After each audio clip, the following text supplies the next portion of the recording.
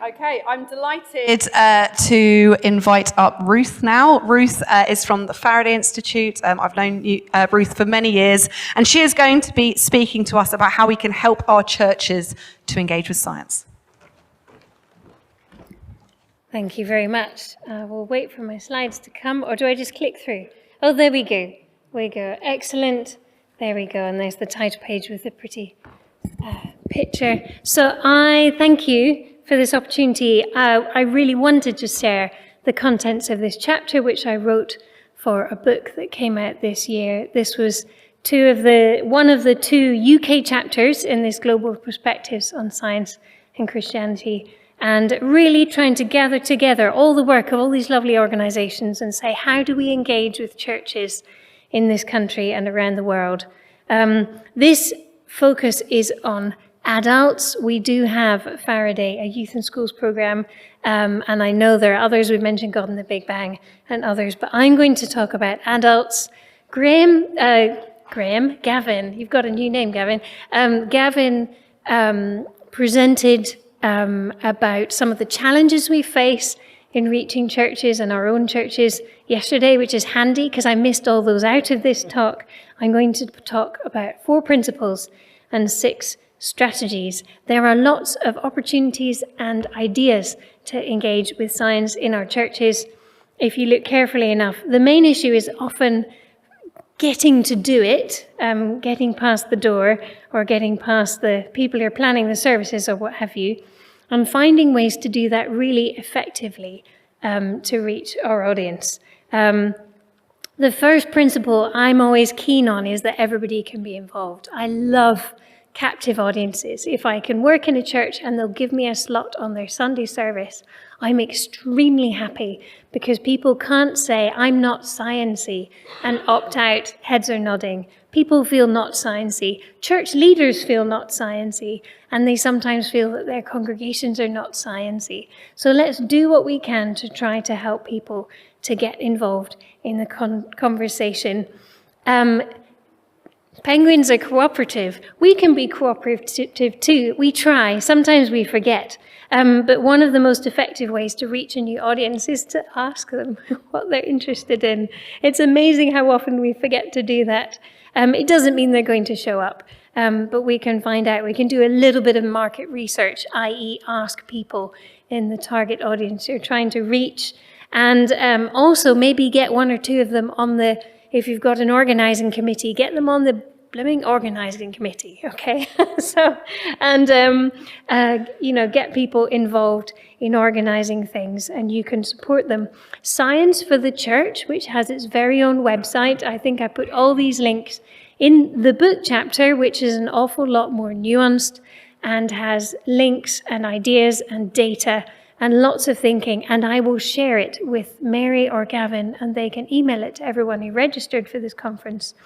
Science for the Church has a program called the Standard Model, which will help you to take your church through steps of starting something, whether it be small or large, and thinking about building a team serving a congregation, examining the church's priorities and things before starting something new. We've talked about creative ideas already in this conference. There are a lot of different things you can do. Yes, a lecture series can be very effective if topic is interesting and relevant, the speaker is well respected, time and location are right, the event is well publicized. It's a lot of work to do that well. Many more may listen or watch online in their own time, but not everybody is a sit and listen learner.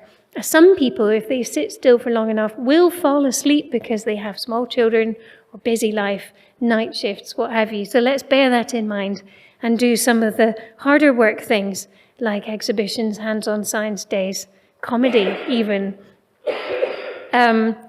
Another principle, things are not always as sensitive as expected. We do need to be sensitive. We need to be gentle and kind in our approach and listen to people.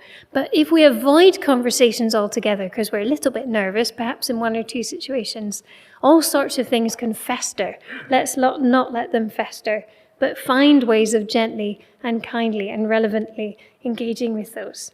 So, strategies. The first one I cling to very hard is church leaders often look like this. I think hopefully they don't often look like this, but maybe occasionally they do on Friday night when the preacher pulled out and they have to pull something out the hat, or the service leader went off sick, or the computer crashed and they've lost everything.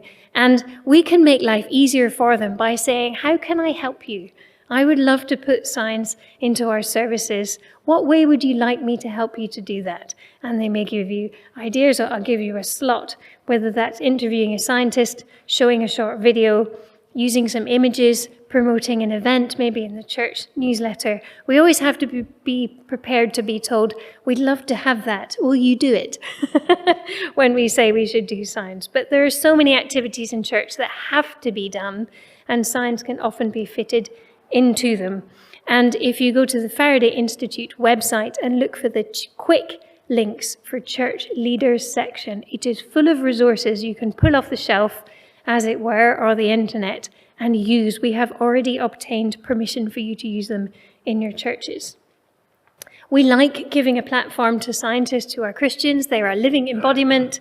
Those of us who are here, most of us, this is very low-hanging fruit and very effective. These are the A's in my section, in my mugshot folder of all the scientists I have used over the past.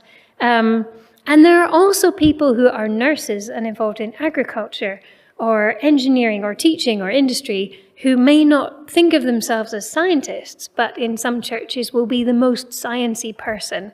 And if we empower them, they could do some wonderful things.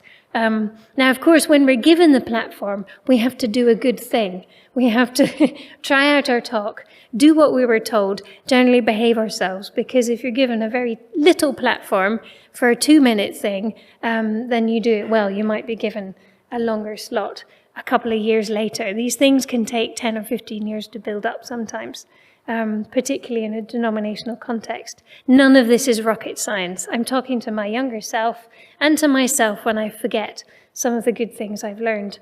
Churches engage the whole person. No matter what denomination you are, there will be movements you make. There will be things you say, things you watch, symbols and signs and tastes. And we can do that with our signs and faith.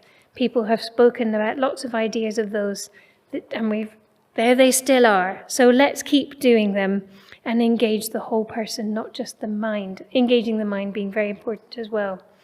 And it's all about relationships of trust. I've already mentioned that.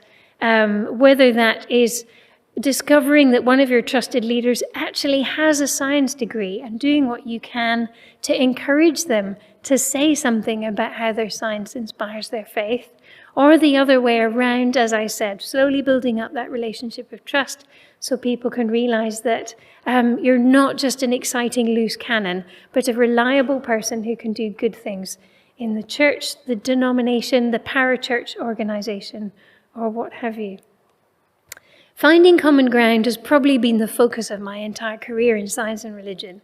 So the wonder and awe, the using beautiful pictures, introducing scientists who are people of faith, introducing a simple theology of science, teaching the basics, encouraging pastors to teach the basics of the doctrine of creation. You don't even need to start on any areas that are new or controversial or enormously, I was going to say enormously educational. Finding common ground is the most educational thing you can do. A little bit of history and philosophy of science, just laying the foundation. And once there's a firm foundation in, and people have, I've seen their faces when I started doing a sermon around science, and they think, help, it's the science lady, I forgot to be ill today. But then by the end of it, they come up to me and say, I understood that. And I try and take that as a compliment. I feel like I could then walk away and leave them with a pile of resources and get on with exploring the areas that are relevant to them. I don't, but, I think having that common ground is so important. Finally, collaboration. This is a completely undiverse panel of speakers we have for an upcoming conference. I do apologize, but they are all excellent in their field. We have Helen West, who's a psychologist, specializing in neurodiversity. We have Joanna, her her surname's just escaped me because I'm up front, who is writing a book on theology and autism. And then we have Vicky Pestel, who is an occupational therapist specialising in neurodiversity. And we got them together last week, and they discussed how they would help their talks to complement each other at our neurodiversity and the church course in a few weeks' time. And I think that level of collaboration is what we need.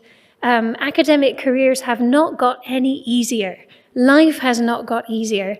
And rather than, yes, there will be individuals who need to acquire a second subject, do that degree in theology by all means. But if you have not got the time or brain space for that, we can work together very effectively to put things on. Speaking of working together, all this work was supported by and at the Faraday Institute and our wider network of people, including most of the people whose logos I showed earlier. There's where to get hold of us, and I've deliberately left as long as I possibly could for people now. I know they're very experienced communicators in the church here, and if you think I missed anything out, you have a bright idea that you did, and it worked incredibly well, or any questions, now is your chance. Fantastic. Let's give Ruth a round of applause.